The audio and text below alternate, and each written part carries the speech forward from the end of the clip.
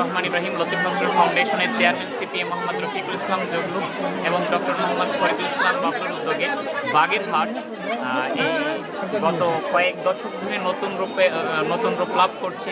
তো তারই অংশ হিসেবে আমরা দেখতে পাচ্ছি বাগেরহাটে আগমন করেছেন মহান জাতীয় সংসদের deputy speaker barrister Kaiser Kamal MP. তো তার আগমন উপলক্ষে লতিফ নজরুল ফাউন্ডেশন প্রতি শনিবার যে মেডিকেল ক্যাম্পের আয়োজন করে সেটি আজকে বৃহৎ আকার ধারণ করেছে। তো আপনারা দেখতে পাচ্ছেন এখানে দুইটি বিষয়, একটি হচ্ছে ফ্রি চক্ষু শিবির, যেখানে আমরা কয়েক হাজার চোখের রোগীদেরকে বিনামূল্যে চিকিৎসা সেবা প্রদান, তার পাশাপাশি চোখের সকল ধরনের অপারেশন, সানি অপারেশন বলেন, লেন্স স্থাপন বলেন, নেত্রনালী অপারেশন সহ যাবতীয় সকল বিষয়, এবং তার পাশাপাশি চশমাও দেওয়া হবে আজকে। এবং অপর পাশে রয়েছে 10 জনের সমন্বিত একটা অভিজ্ঞ মেডিকেল টিম। সেখানে তারা প্রত্যেকটা বিষয়ে যতগুলো বিভাগ রয়েছে সকল বিভাগে তারা চিকিৎসা প্রদান করবে। তো আমাদের এই জায়গায় মেহমানরা একটার সময় উপস্থিত হবে, একটার সময়ই আমরা আমাদের এই ক্যাম্পের কার্যক্রমের শুভ উদ্বোধন করব।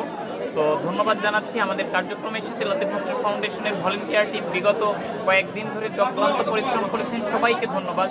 এবং লতিফ নজরুল ফাউন্ডেশন পরিবারকে ধন্যবাদ, তারা বাগেরহাটকে রিপ্রেজেন্ট করছেন সমগ্র বাংলাদেশের সামনে, গোটা পৃথিবীর সামনে।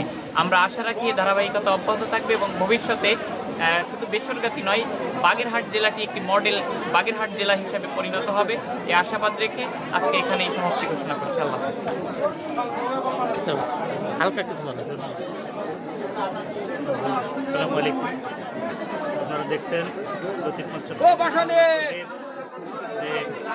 মেডিকেল ক্যাম্প, এবং আজকে এখানে বাংলাদেশের মহান জাতীয় সংসদের deputy speaker barrister Kaiser Kamal সাহেবের উপস্থিতির কারণে আজকে এখানে জাতীয়তাবাদী দলের পক্ষের মানুষের একটি মিলন মেলা হবে। সেই উপলক্ষে আয়োজন চলছে এবং কয়েকদিন ধরে আয়োজন চলছে। আজকে ইতিমধ্যেই লোকারণ্য হয়ে গেছে, মেডিকেল টিম আসতেছে, মেডিকেল চিকিৎসা সহ সার্বিক বিষয় লতিফ নজরুল ফাউন্ডেশনের সাথে যারা জড়িত আছি আমরা সকলকে ধন্যবাদ জানাচ্ছি। আর বিশেষ করে সাংবাদিক কর্মী যার মাধ্যমে এই কথাগুলো সারা বাংলাদেশে ছড়ায় যাচ্ছে, তাকেও ধন্যবাদ জানাই। আসসালামু আলাইকুম।